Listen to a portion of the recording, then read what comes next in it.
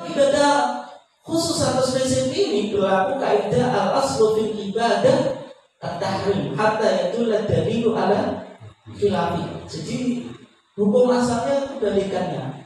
Kalau muamalah dunyawiyah itu halal dulu, baru cari dalil yang melarang. Tapi kalau ibadah haram dulu, artinya kita tidak boleh melakukan ibadah kecuali tahu dalilnya, kebalikannya. Jadi kalau ibadah haram dulu, nggak boleh kita melakukan ibadah apapun sampai ada dalil yang memerintahkan. Tapi kalau muamalah dunia ya tidak usah cari larangan dulu. Mau masaknya ya boleh, semuanya boleh. Jangan mau masak itu pakai LPG, pakai kompor, pakai apapun boleh. Sampai ketemu dalil yang melarang. Sehingga masalah LPG, kompor, kalau masak pakai panci ke apa, nggak usah tanya ke Pak. Ya, ini repot Pak Kiai nak menurut kita kok.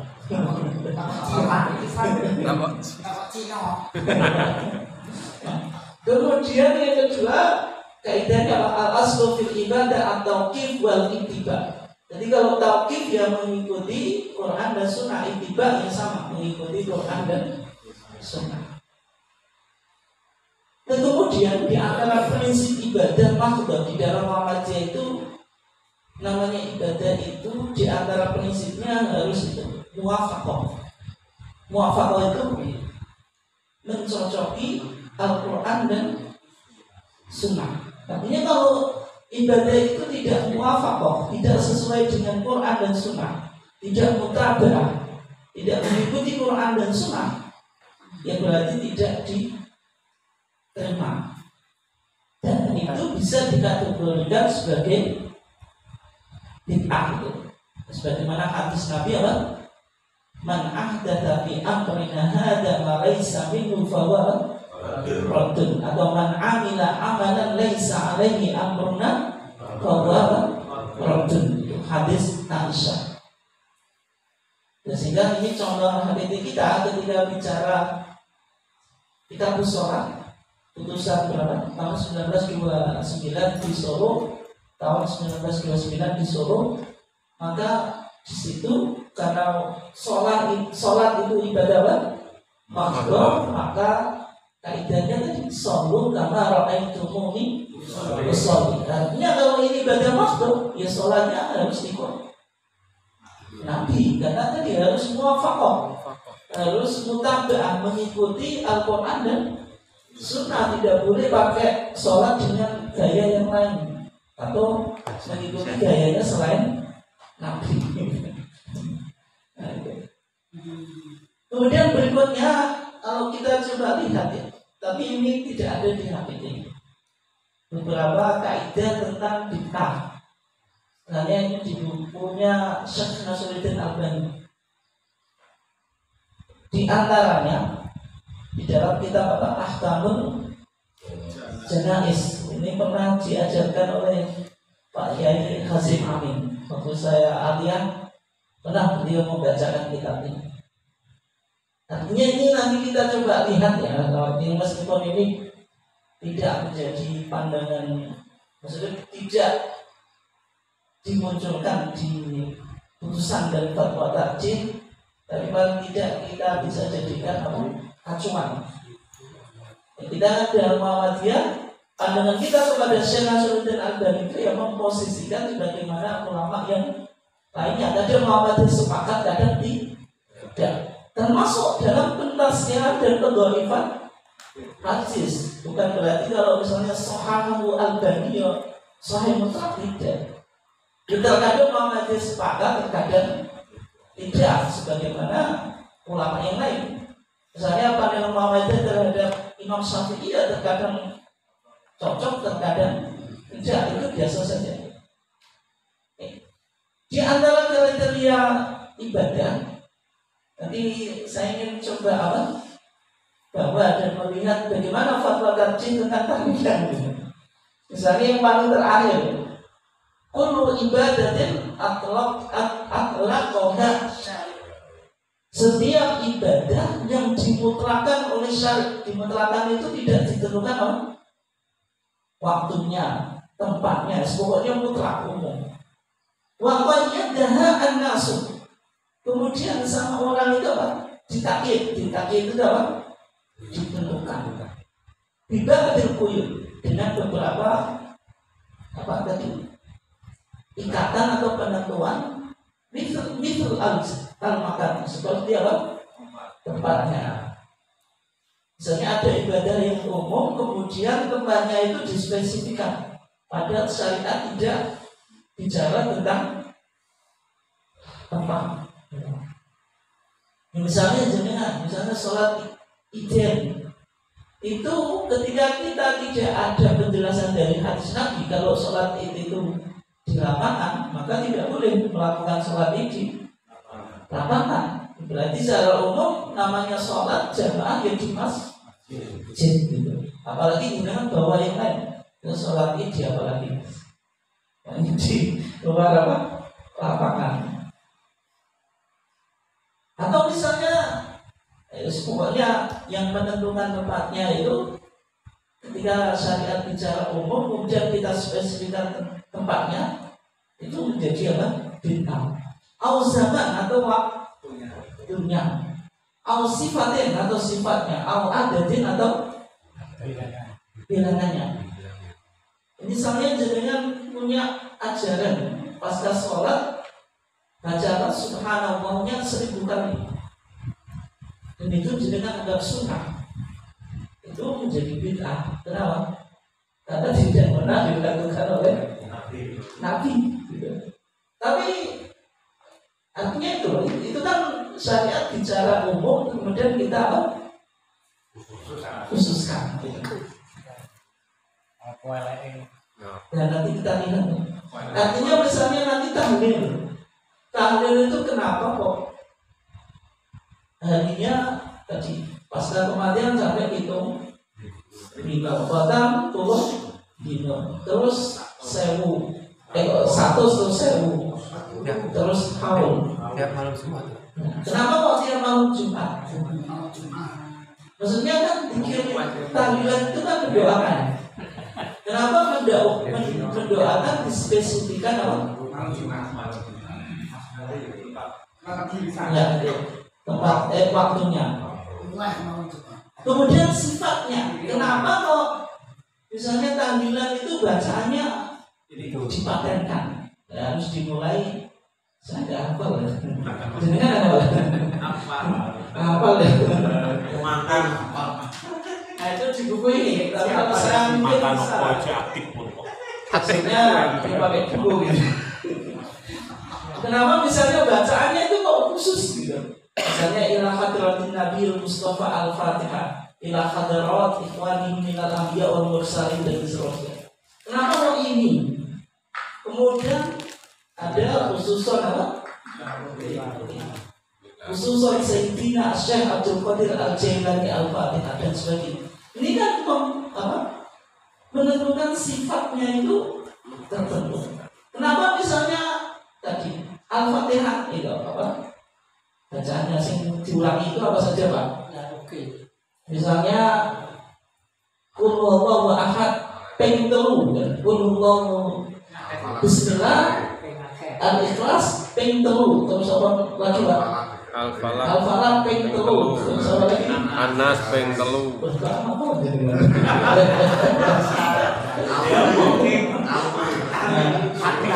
Ini kan menentukan apa? Jumlahnya. Nah. Dan kemudian juga ini ya, bagaimana Muhammadiyah memahami kafir ya. Sehingga dalam pandangan Muhammadiyah, orang Muhammadiyah itu harus berakidah dengan akidah sahihah, akidah yang benar. Akidah yang benar itu tidak boleh mengidah penyakit apa yang diistilahkan dengan TBCS, yaitu teknik takhayul, khayalan, kesialan. Jenengan naik mobil, mobilnya ambil kucing, kucingnya apa? Diambil, dikubur dengan pakai mori. Kalau nggak demikian, nanti mobilnya bakal nabrak orang. Ternyata meskipun melakukan ritual tadi, mobilnya nabrak orang itu. Ketika nabrak orang, tinggal lari. Kemudian bid'ah, inovasi, khurafat, cerita percaya pada cerita mistik atau mitos. Mirok, apa di masyarakat Jogja percaya apa? Mirok. Setiap desa pasti punya mitos yang berkembang. Nah, bagi yang masyarakat petani ya harus masih bibit. Kalau enggak ya gagal panen. Kemudian syirik itu lawan dari tauhid. Dan kemudian tawasul di dalam Muhammadiyah. Ini pernah kita kaji atau tidak? Paling tidak nanti kita lihat di bacaan tahlilan itu ada tawasulnya atau enggak gitu. Ya kalau ada tawasulnya, ini tawasul yang sesuai dengan pemahaman Muhammadiyah atau tidak gitu. Dan tawasul itu ada yang masyru', ada yang ghairu masyru'. Yang masyru' itu disyariatkan. Paling tidak ada 3, meskipun masih banyak yang lain juga. Misalnya tawasul dengan al-asma al-husna atau sifatillah al-ula, sifat-sifat Allah itu boleh. Kayak kita apa? Membaca doa istikharah. Allahumma inni astaghfiruka bi qudratik. Qudrat itu kan sifat Allah. Artinya itu boleh. Kayak kita minta Allah supaya rezeki kita apa dilapangkan. Kita awali dengan apa? Ya Razzaq. Kita mengaku banyak dosa. Kita awali dengan apa? Ya Ghafar. Itu semuanya boleh.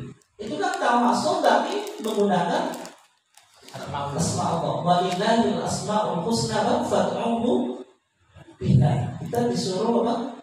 Berdoa dengan nama-nama Allah yang baik. Itu boleh.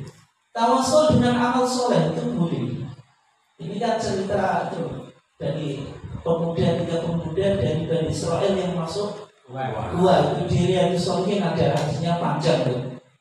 Itu kan semuanya tawasul diantaranya dengan amal soleh itu boleh. Ya kita misalnya bersedekah, mudah-mudahan dengan sedekah saya rezeki saya dilimpahkan, itu boleh-boleh saja. Tapi itu kan tawasul, meskipun juga kadang belum tentu. Tapi kalau misalnya mudah-mudahan dilapangkan, ternyata dilapangkan, nah itu kan berarti boleh-boleh saja. Kemudian tawasul kepada orang yang soleh, jangan punya hajat pergi ke Pak Kiai, pergi ke Pak Ustadz atau pergi ke orang tua untuk apa? Minta didoakan, itu boleh. Tapi yang kedua, tawasul ghairu masyru'. Yang pertama berdoa atau meminta kepada orang mati. Ini di hadis kita di bab ziarah kubur itu tidak diperbolehkan. Jadi jangan ziarah kubur terus minta kepada apa? Orang soleh yang meninggal itu tidak boleh. Aku tawasul lagi. Jangan dagangannya apa Pak? Nggak laris.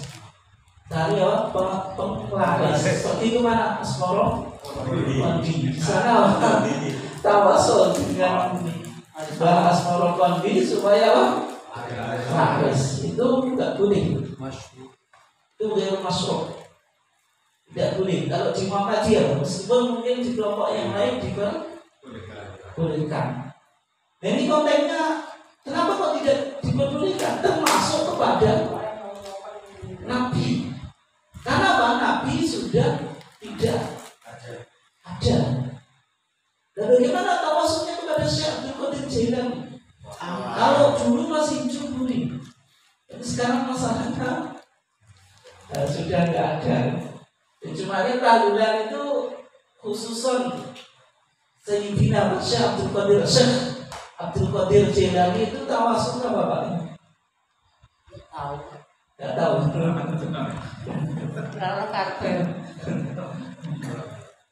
Kemudian yang kedua, tawasul kepada Jam Nabi, itu kedudukan apa?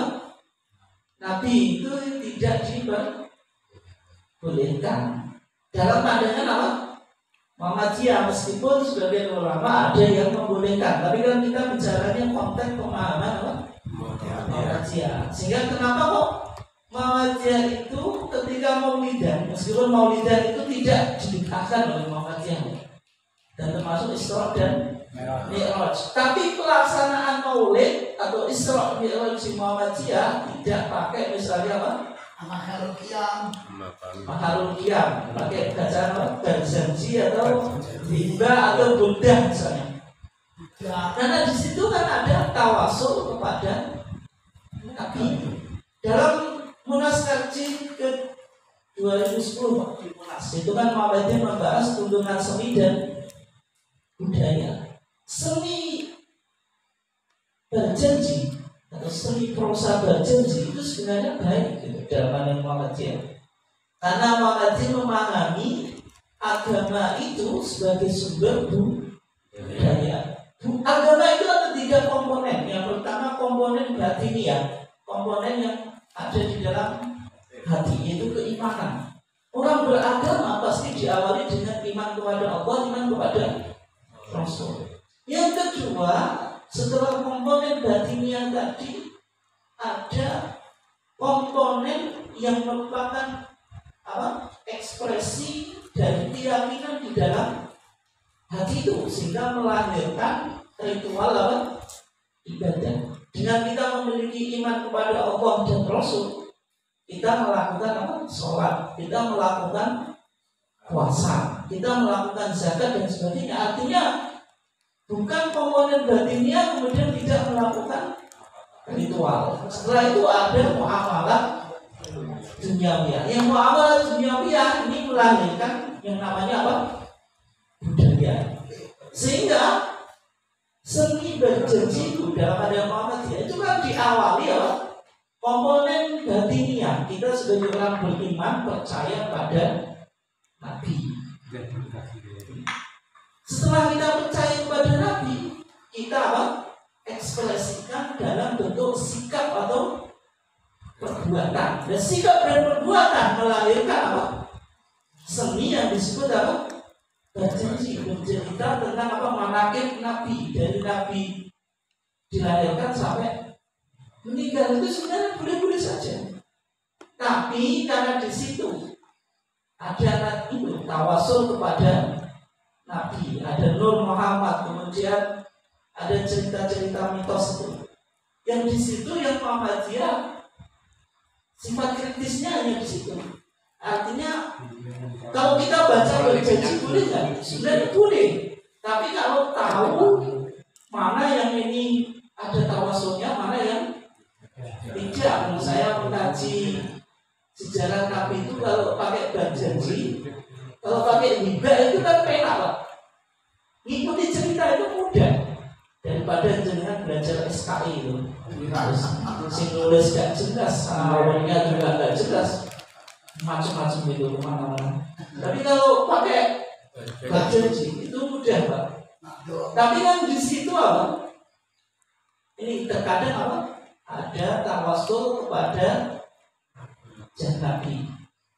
Nanti suatu saat kita kaji ya. Misalnya yang populer di masyarakat itu loh ya Rabbi bil Mustafa balik maqasidana. Itu kan kita masuk di otak kita lewat alam bawah sadar enak ya Pak. Padahal di situ kan ya Rabbi wahai Tuhanku bil Mustafa, ya Rabbi bil Mustafa, dengan Nabi itu kan tawasul kepada Nabi. Balik, mudah-mudahan engkau merealisasikan maqasidana, keinginan-keinginan kita. Itu. Dan di situ memang ini agak kontras ya. Maksudnya di Muhammadiyah dengan di masyarakat. Bagi Muhammadiyah tawasul yang model demikian tidak diperbolehkan. Tapi kalau bagi di masyarakat itu